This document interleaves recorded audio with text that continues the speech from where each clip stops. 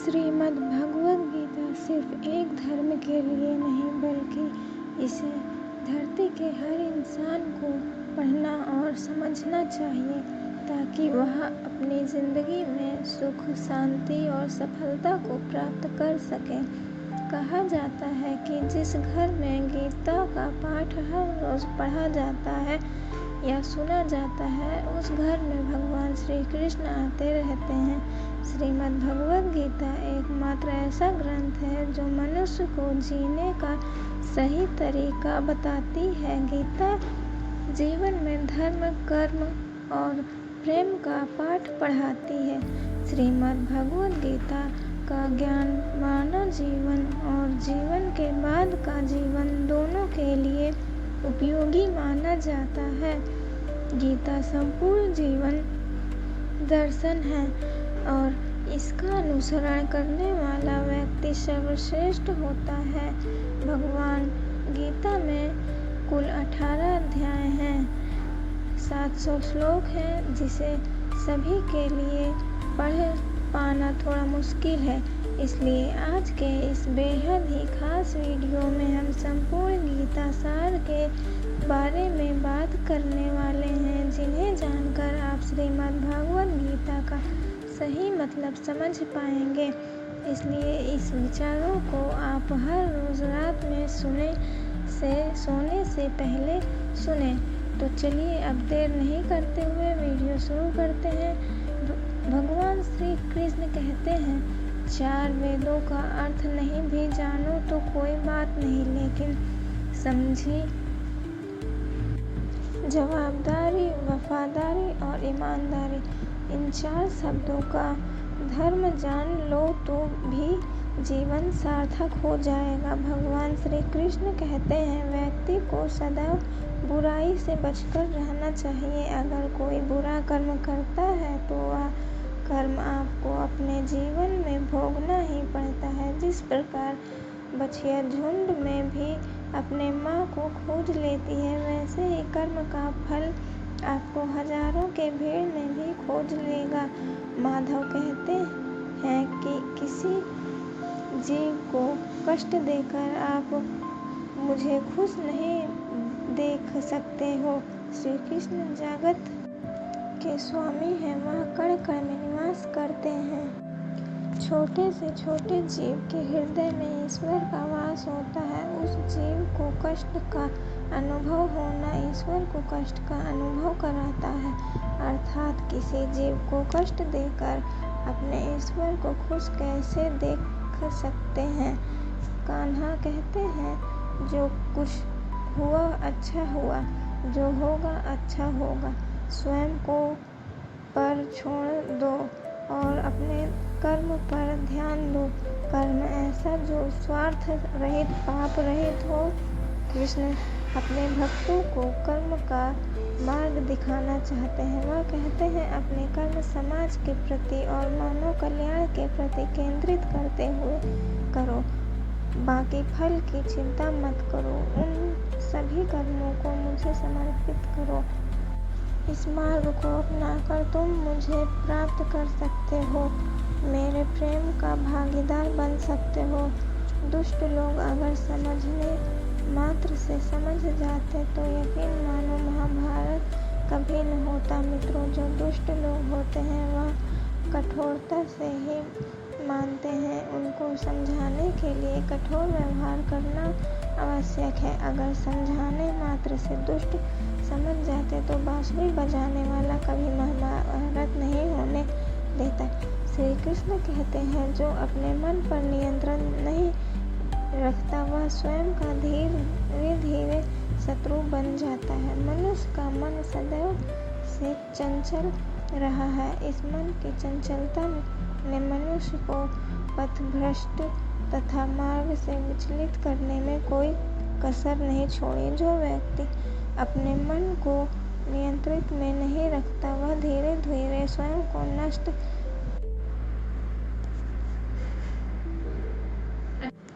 शत्रु बन जाता है। ज़्यादा हंसने और बोलने वाला व्यक्ति अगर चुप हो जाए तो मान लेना वह भीतर से टूट चुका है। मित्रों, जो व्यक्ति सदैव हंसता खेलता मुस्कुराता रहता हो, अगर वह अपने स्वभाव में भिन्न हो जाए अर्थात चुप गुमसुम और उदास रहने लगे तो समझना उसके हृदय में एक पीड़ा है। उस पीड़ा ने उसे कमजोर बना दिया है। जिस व्यक्ति के पास संतुष्टि नहीं है, उसे कितना भी मिल जाए वह असंतुष्ट ही रहेगा। मित्रों, जिस व्यक्ति के पास संपूर्ण धन दौलत ऐश्वर्य वैभव सब है मगर संतुष्टि नहीं है, उस धन दौलत का कोई अर्थ नहीं। वह सदैव असंतुष्ट की स्थिति में ही रहता है। और जिसके पास संतुष्टि है वह थोड़े में भी संतुष्ट रहता है। जिंदगी में सदैव अवसरों का आनंद लेना चाहिए, लेकिन किसी के भरोसे को तोड़ना नहीं। जिंदगी में भरोसा एक ऐसी चीज है जिसे प्राप्त करना वर्षों की मेहनत के समान है।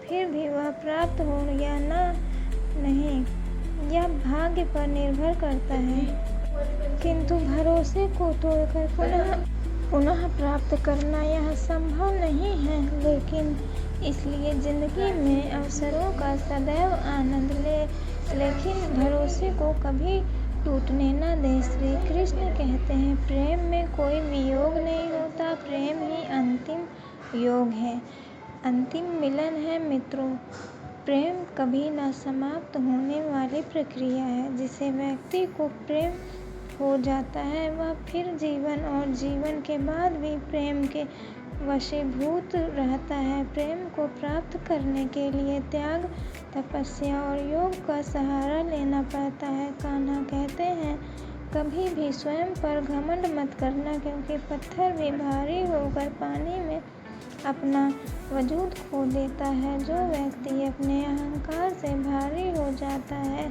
जिसमें अभिमान भर जाता है, वह उस पत्थर की भांति होता है जो भारी होने के बावजूद भी नदी की धारा में डूबकर अपना अस्तित्व खो देता है। अगर ईश्वर तुम्हें ज़्यादा प्रतीक्षा करवा रहे हैं तो हो सकता है जितना तुमने मांगा उससे ज़्यादा देने वाला हो। मित्रों, अगर किसी लक्ष्य, खुशी या सफलता की प्राप्ति में लंबा समय लग रहा है, प्रतीक्षा की अवधि है, तो हो सकता है आपकी अपेक्षा से ज़्यादा आपको मिलने वाला है।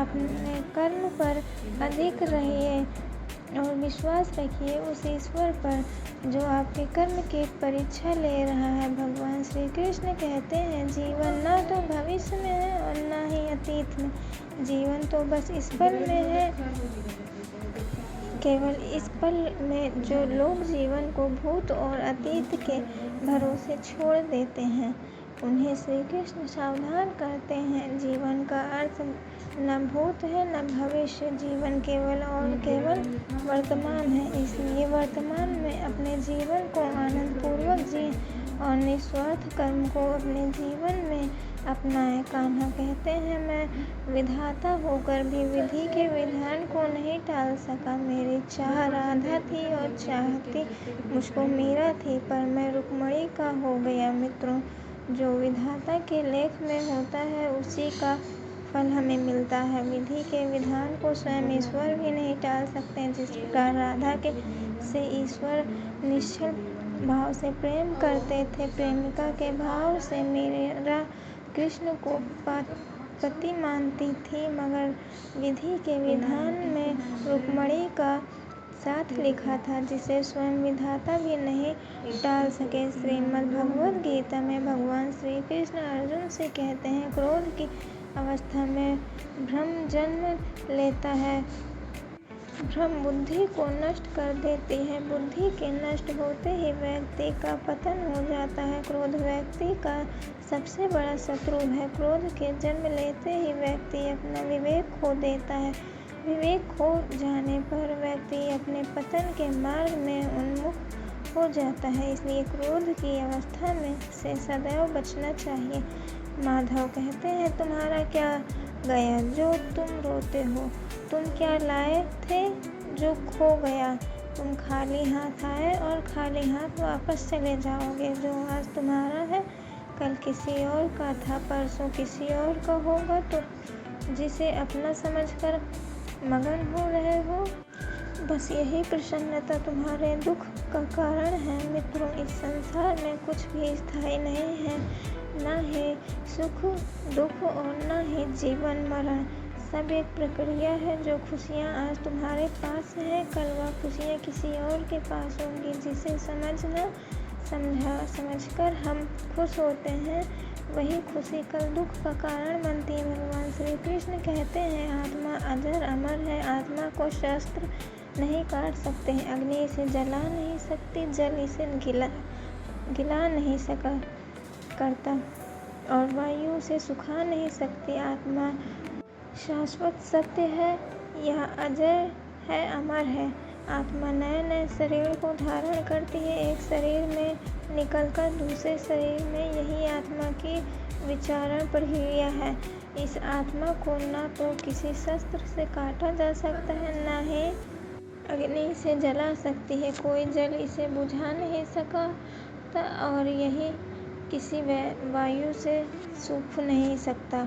अर्जुन, मैं अभी प्राणियों को समान रूप से देखता हूँ, न कोई मुझे कम प्रिय है न अधिक, लेकिन जो मेरी प्रेम पूर्वक आराधना करते हैं वह मेरे भीतर रहते हैं और मैं उनके जीवन में आता हूँ। मित्रों, ईश्वर के लिए सभी प्राणी समान हैं।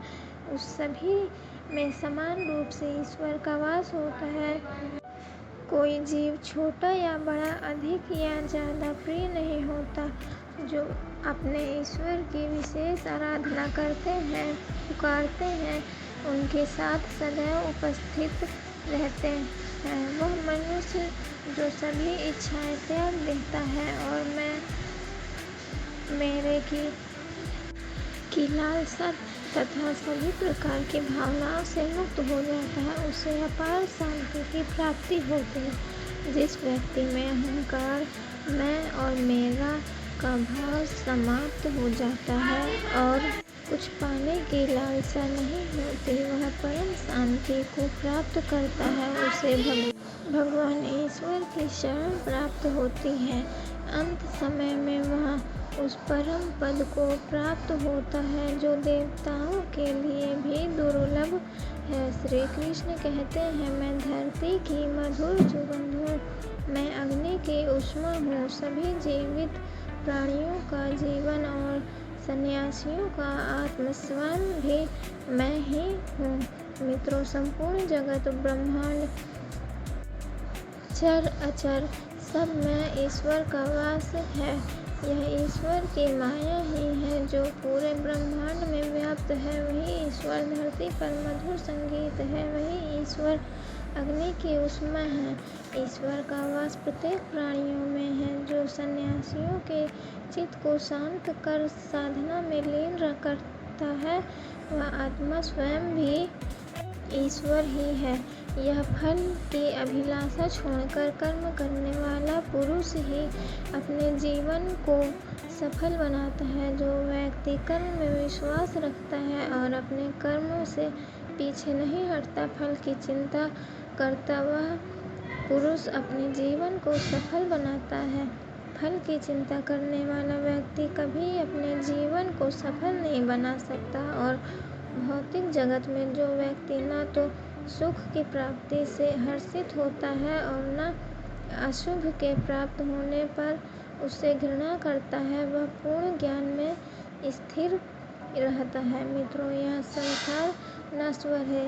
इस जगत में दुख सुख हर्ष विषाद आदि लगा रहता है। क्षण भर के सुख के जो खुश नहीं होता और अशुभ होने पर जो दुखी नहीं होता, वही सच्चा ज्ञानी होता है। उसे ज्ञात है कि यहाँ सब कुछ क्षण भर के लिए होता है, भले ही वह सुख हो चाहे दुख। जो मनुष्य अपने हिस्से का काम किए बिना ही भोजन पाते हैं, वह चोर है, क्योंकि यह जीवन कर्म प्रधान है। जो व्यक्ति कर्म करके परिश्रम करके अपने लिए कुछ अर्जित करता है, वह वास्तविक रूप से उस फल का भागी है। अन्यथा वह चोर की भांति है, जिसे बैठे बिठाए सब मिल जाता है। कान्हा कहते हैं, जिस व्यक्ति को आपकी आदर नहीं, उसके साथ खड़े रहने से अच्छा आप अकेले रहा। मित्रों, जिस व्यक्ति के पास आपके लिए मान सम्मान और कद्र न हो, उसके साथ रहना व्यर्थ है। वह सदैव आपके लिए शत्रुता का भाव रखते हैं। ऐसे व्यक्तियों के साथ रहने से उत्तम है आप अकेले रहें। जीवन में हद से ज़्यादा सीधा होना भी ठीक नहीं है, क्योंकि जंगल में सबसे पहले सीधे पेड़ों को काटा जाता है। इस जीवन में अधिक सीधा होना, सरल होना भी अनुचित है। जो सरल और सीधे स्वभाव का होता है, लोग उसका अनायास फायदा उठाते हैं। माधव कहते हैं, दिव्यता केवल शक्तिशाली होने में नहीं, बल्कि वास्तविक दिव्यता दूसरों में शांति जागृत करने में है। दिव्यता को प्राप्त करने वाला व्यक्ति शक्तिशाली तब तक नहीं हो सकता जब तक वह दूसरों के हित में न हो। वह व्यक्ति दूसरों को दिव्य बनाए, इसमें उसके शक्तिशाली होने का परिचय मिलता है। जिंदगी के इस रण में खुद की कृष्ण, खुद ही अर्जुन बनना पड़ा है। रोज अपना ही सारथी बनकर जीवन के महाभारत से लड़ना पड़ता है, क्योंकि यह जीवन एक रणभूमि है। यहाँ निरंतर संघर्षों का सामना करना पड़ता है। इस संघर्ष रूपी महाभारत में स्वयं अपना सारथी, अपना मार्गदर्शक और युद्ध बनना पड़ता है। अच्छी किस्मत के लिए लोग थोड़ा भी बुरा होने पर भगवान को पूजते हैं, और बुरी किस्मत के लोग थोड़ा भी अच्छा होने पर भगवान का स्मरण और धन्यवाद करते हैं। मित्रों, जिनकी किस्मत अच्छी है, जिनके पास किसी साधन की कोई कमी नहीं होती, वह थोड़ा सा भी कष्ट नहीं झेलते। थोड़ी सी भी कमी होने पर भगवान को कोसते हैं। वहीं जिसके पास अभाव होता है, उनके पास साधन की कमी होती है, उनके पास थोड़ी सी भी बरकत हो या खुशी मिले तो वह भगवान को धन्यवाद जरूर करते हैं। जन्म लेने वाले के लिए मृत्यु उतनी ही निश्चित है जितनी कि मृत होने वाले के लिए जन्म लेना। इसलिए जो अपरिहार्य है उसे पर शोक मत करो। श्री कृष्ण कहते हैं, यह पृथ्वी नश्वर है, यहाँ सब कुछ गतिमान है। जिस प्रकार सुख दुख जीवन में आता है, उसी प्रकार मृत्यु और जन्म यहाँ लगा रहता है। इसमें खुश होना या दुख मनाना व्यर्थ है। मुँह से माफ़ करने में किसी को वक्त नहीं लगता, पर दिल से माफ़ करने में सारी उम्र बीत जाती है। मुँह से माफ़ी देना और हृदय से माफ़ी देने में काफ़ी अंतर है। मुख द्वारा दिए गए माफ़ी को तत्काल प्राप्त किया जा सकता है, किंतु दिल की माफ़ी प्राप्त करने में उम्र बीत जाती है। जब तक प्रभु के साथ जुड़ जाओगे तो आपकी परीक्षा आरंभ हो जाएगी। कुछ लोग इसे दुख समझते हैं तो कुछ लोग प्रभु की कृपा। मित्रों, प्रभु अपने भक्तों की सदैव परीक्षा लेते रहते हैं। इस परीक्षा में भक्तों को अनेक कष्टों का सामना करना पड़ता है। सामान्य लोग इसे अपना दुख मानकर पीछा छुड़ाते हैं, वहीं साधक तथा प्रेमी प्रभु की इच्छा समझकर उनका सामना करते हैं। जो माखन चोर है, जो मुरली वाला है, वही सबके दुख हरने वाला है, संकट से बचने वाला है और सुख का संचार करने वाला है। संचार के सहयोग में जो सुख प्रतीत होता है, उसमें दुख भी मिला रहता है, परंतु संसार के वियोग में सुख दुख से अखंड आनंद प्राप्त होता है। सांसारिक सुख क्षणिक होता है। जो सुख आज प्राप्त हो रहा है वह सुख स्थायी नहीं है। यह सुख आपके साथ सर्वथा नहीं रहने वाला। आपको दुख भी प्राप्त होगा, परंतु संसार से वियोग अर्थात मुक्ति, परम आनंद को प्राप्त करती है, यह ईश्वर तथा पहुँचाती है। संबंध उसी आत्मा से जोड़ता है जिनका हमसे पिछले जन्मों का कोई रिश्ता होता है, वरना दुनिया के इस भीड़ में कौन किसको जानता है। मित्रों, माना जाता है कि जीवन के पूर्व कर्मों का फल इसी जन्म में प्राप्त होता है। जितने भी रिश्ते नाते दुख व्यक्तिगत जीवन में प्राप्त होते हैं वह पूर्व जन्मों का फल है, वरना कौन इतनी बड़ी दुनिया में अपने दिल लगाता है। राधा कृष्ण का मिलना तो बस एक बहाना था, दुनिया को प्यार का सही मतलब समझाना था। मित्रों, राधा और कृष्ण दोनों अवतारित थे। दोनों का जन्म कुछ विशेष परिस्थितियों के लिए हुआ। उन दोनों का मिलना बिछड़ना बस एक प्रक्रिया मात्र थी, जिसके माध्यम से प्रेम का वास्तविक रूप समाज में दिखाना था। प्रेम और आस्था दोनों पर किसी का जोर नहीं होता। यह मन जहाँ लग जाए भी ईश्वर नजर आता है। आस्था और प्रेम पर व्यक्ति का स्वयं नियंत्रण होता है। जहाँ आस्था और प्रेम लगा जाता है वहीं श्री कृष्ण के दर्शन हो जाते हैं, क्योंकि श्री कृष्ण सर्वव्यापी हैं। प्रहलाद जैसा विश्वास हो, भीलनी जैसी आस हो, द्रौपदी जैसी पुकार हो, मेरा जैसा इंतजार हो तो कृष्ण को आना ही पड़ता है। कृष्ण को जो भी भक्त सच्चे हृदय से पुकारता है वह उनके साथ सदैव खड़े हो जाते हैं। प्रहलाद जैसा विश्वास, भीलनी जैसी आशा और द्रौपदी जैसे पुकार, मेरा जैसा इंतजार, अगर सभी सुधा हो तो कृष्ण को तो आना ही पड़ता है। श्री कृष्ण कहते हैं, जीवन में आधे दुख इस कारण जन्म लेते हैं क्योंकि इनसे आशाएं बड़ी होती हैं। इन आशाओं का त्याग करके देखो, जीवन में सुख ही सुख है। आशाएं व्यक्ति को दुख के मार्ग पर ले जाती हैं। आशाएं बड़ी प्रबल होती हैं। आशा अनुरूप कार्य होने पर जहाँ खुशी मिलती है, वहीं आशा के विरुद्ध कार्य होने पर दुख का पहाड़ टूट जाता है। व्यक्ति जीवन में आशा दुख का प्रमुख प्राण है। इस दुनिया में हारे हुए इंसान की तकलीफ में पड़े हुए इंसान की कोई मदद नहीं करता, और अगर कोई इंसान थोड़ा सा सफल हो जाए तो उससे कोई खुश नहीं होता। इसलिए अपना दुख किसी को बताओ मत और अपनी खुशी किसी के आगे जताओ मत। मनुष्य का आहार हमेशा सात्विक और संतुलित होना चाहिए। जिस जीवन इंसान को यह समझ नहीं कि क्या खाना चाहिए, कितना खाना चाहिए, कहाँ जाना चाहिए और कैसे खाना चाहिए, वह परमात्मा को कभी नहीं पा सकता। जो मंद बुद्धि मनुष्य सिर्फ दिखावे के लिए करता है कि उसने समस्त इंद्रियों को वश में कर लिया है, परंतु वह मन ही मन उन इंद्रियों के विषयों का चिंतन करता रहता है, वह मनुष्य मिथ्याचारी अर्थात दम भी कहा जाता है।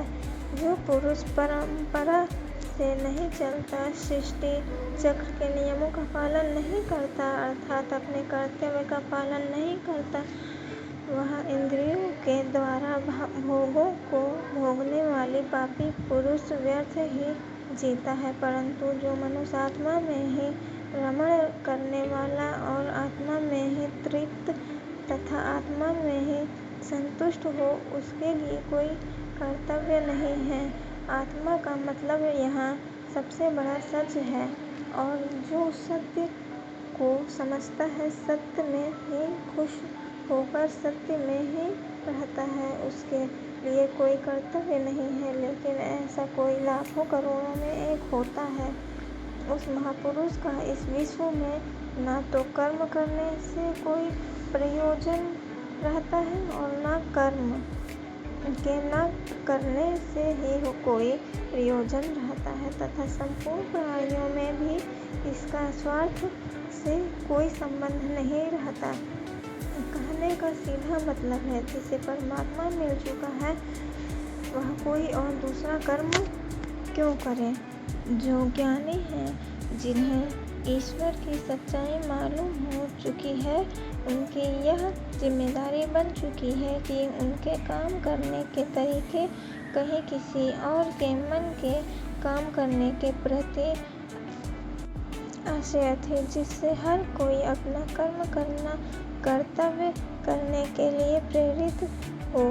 तामसिक गुण वाले व्यक्ति आलस्य या नींद इसी प्रकार के कर्म करते हैं। राजसिक गुण वाले बात बात पर शौर्य या बहादुरी दिखाने का काम करते हैं, लेकिन ज्ञानी मनुष्य जानते हैं उनके गुण ही उसे कर्म करवा रहे हैं, और जो ज्ञानी नहीं होते वह समझते हैं कि सब कुछ वही कर रहे हैं।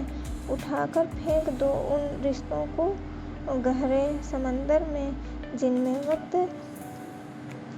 पड़ने पर स्वार्थ और मतलब की बदबू आती हो। अगर सही मायने में आप अपना जीवन बदलना चाहते हो तो सबसे पहले आपको अपना मन बदलने के लिए तैयार रहना पड़ेगा, क्योंकि जैसा आपका मन रहेगा वैसा ही आपके विचार होंगे, और जैसे आपके विचार होंगे वैसे ही आपका जीवन होगा। जो जा रहा है उसे जाने दो, वह आज रुक भी गया तो कल चला ही जाएगा।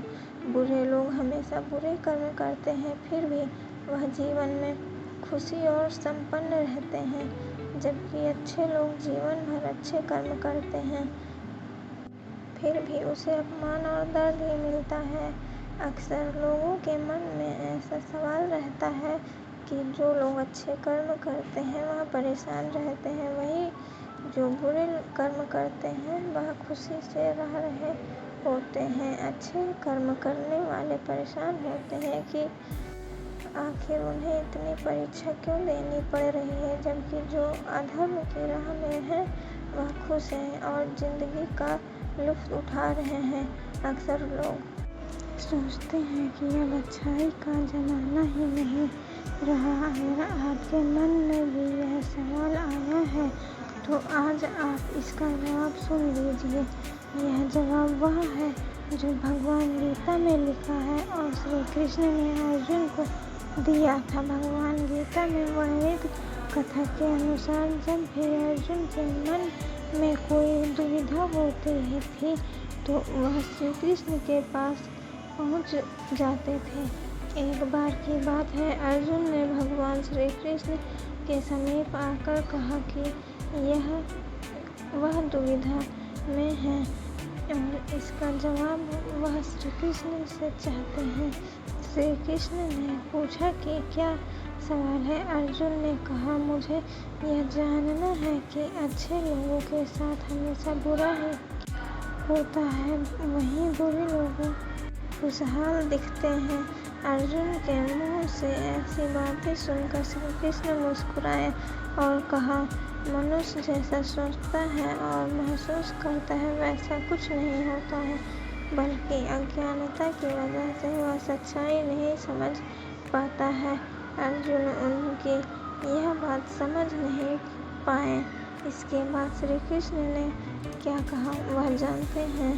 कान्हा ने अर्जुन से कहा कि हे पार्थ, मैं तुम्हें एक कथा सुनाता हूँ, उसे सुनकर तुम समझ जाओगे कि हर प्राणी को उसके कर्म के हिसाब से ही फल मिलता है। प्रकृति हर किसी को अपनी राह चुनने का मौका देती है। अब वह मनुष्य की इच्छा पर निर्भर करता है कि उसे धर्म की राह चुननी है या अधर्म की राह।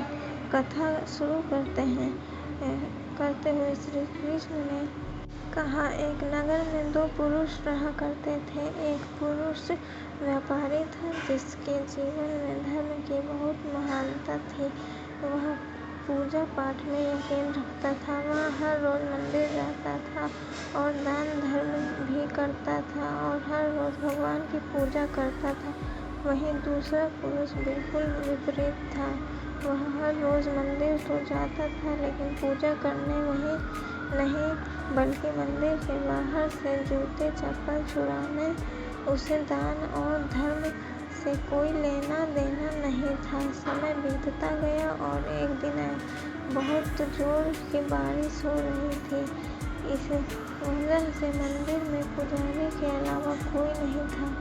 यह बात जब दूसरे पुरुष को पता चली तो उसने कहा कि यह सही मौका है मंदिर का धन चुराने का। पंडित से नजर बचाकर उसने मंदिर का सारा धन चुरा लिया। उसी समय धर्म कर्म में विश्वास रखने वाला व्यक्ति भी मंदिर पहुंचा। दुर्भाग्य से मंदिर के पुजारी ने उसे ही चोर समझ लिया और चिल्लाने लगे। वह लोग एकत्र हो गए और उसे बहुत मारा। किसी तरह वह बचाते वहां से निकला तो दुर्भाग्य से उसका साथ वहां भी नहीं छोड़ा। मंदिर के बाहर वह एक गाड़ी से टकरा गया और घायल हो गया। फिर वह व्यापारी लड़ते हुए घर जाने लगा तो रास्ते में उसकी मुलाकात एक पुरुष से हुई जिसने मंदिर से धन चुराया था। उसने कहा, आज तो मेरी किस्मत चमक गई, एक साथ इतना सारा धन मिल गया। यह सब देखकर उसे बहुत बुरा लगा और उसने अपने घर से भगवान की सारी तस्वीरें निकाल दी। कुछ सालों बाद दोनों के पुरुषों की मृत्यु हो गई। मरने के बाद जब दोनों यमराज की सभा में पहुंचे और भले पुरुष ने दूसरे व्यक्ति को देखा तो उसे बहुत गुस्सा आया। उसने क्रोधित होकर यमराज से पूछा ही लिया, मैं तो हमेशा अच्छा कर्म करता था, दान में विश्वास रखता था, उसके बदले जीवन भर मुझे अपमान और दर्द ही मिला और इस व्यक्ति को नोटों से भरी पोटली। आखिर ऐसा भेदभाव क्यों? इस पर यमराज ने कहा, पुत्र तुम गलत समझ रहे हो।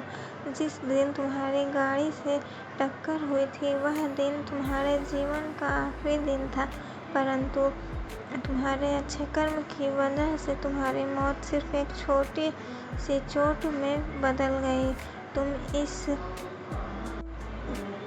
दुष्ट व्यक्ति के बारे में जानना चाहते हो। दरअसल इसके भाग में राजयोग था, मगर इसके कुकर्म और अधर्म की वजह से वह सिर्फ एक छोटी सी धन की पोटली में बदल गया। कथा सुनने के बाद श्री कृष्ण से कहते हैं, पार्थ, क्या अब तुम्हें तुम्हारे सवाल का जवाब मिल गया? ऐसा सोचना कि भगवान तुम्हारे कर्मों को नजरअंदाज कर रहे हैं, यह बिल्कुल भी सत्य नहीं है। भगवान हमें कब क्या किस रूप में दे रहा है मनुष्य को समझ में नहीं आता, मगर आप अच्छे कर्म करते रहे तो भगवान की कृपा हमेशा बनी रहती है। इसलिए अपने अच्छे कर्म को बदलना नहीं चाहिए, क्योंकि उसका फल हमें इसी जीवन में मिलता है। इसलिए मनुष्य का फर्ज है कि वह हमेशा अच्छे कर्म करते रहे, क्योंकि श्री कृष्ण ने गीता में भी बताया है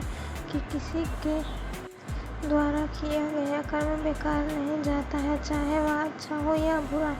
यदि कोई साधन किसी कारणवश अपनी साधना में सफल नहीं हो पाता तो भगवान उसकी अधूरी साधना पूरी करने के लिए फिर से शुद्ध श्रीमंत के घर में जन्म लेते हैं। धनंजय, मेरे सिवाय इस जगत का कोई दूसरा कारण नहीं हो सकता। मैं ही इस संपूर्ण संसार का महाकारण हूँ। जैसे मोती सूत के धागे की माला में पिरोए हुए होते हैं, वैसे ही यह संसार जगत मुझ में ही ओतप्रोत है। यह संसार मुझसे ही उत्पन्न होता है, मुझ में ही स्थिर रहता है और मुझ में ही लीन हो जाता है। कहने का तात्पर्य यह है कि भगवान के सिवाय संसार की स्वतंत्र सत्ता नहीं है। सत्य, राज और तम, इस तीनों गुणों से युक्त मेरी माया को पार कर पाना असंभव है। मनुष्य मेरी इस माया में चिपके रहते हैं और भोग संग्रह की इच्छा छोड़ नहीं पाते। मनुष्य अपने को कभी सुखी और कभी दुखी, कभी समझदार और कभी बेशर्म, कभी निर्बल और कभी बलवान आदि मानकर मेरी इस माया में तल्लीन रहते हैं, परंतु जो मनुष्य मेरे शरणागत हो जाते हैं वे मेरी इस माया को आसानी से पार कर जाते हैं, क्योंकि उनकी दृष्टि केवल मेरी तरफ रहती है, वे मेरी माया में नहीं फंसते हैं। भरत श्रेष्ठ अर्जुन, पवित्र कर्म करने वाले मेरे 4 प्रकार के भक्त मेरा स्मरण करते हैं। पहला है अर्थ भक्त, अर्थात दुख से निर्वृत्त चाहने वाले भक्त। दूसरा है अर्थी भक्त, अर्थात धन संपदा चाहने वाले भक्त। तीसरा है जिज्ञासु भक्त, अर्थात केवल मुझे जानने की इच्छा रखने वाले भक्त। और चौथा है ज्ञानी भक्त, अर्थात मुझे ज्ञान सहित जानने वाला भक्त। आइए इसको थोड़ा समझ लें। अर्थ भक्त वो है जो प्राण संकट आने पर संकट दूर करने के लिए केवल भगवान को पुकारते हैं, कष्ट का निवारण केवल भगवान से ही चाहते हैं, दूसरे किसी से नहीं, वे अर्थ भक्त कहलाते हैं। अर्थ भक्तों में द्रौपदी और गजेंद्र का दृष्टांत ठीक नहीं लगता है, क्योंकि इन दोनों ने अपनी रक्षा के लिए अन्य उपायों का भी सहारा लिया था। क्षीर हरण के समय जब तक द्रौपदी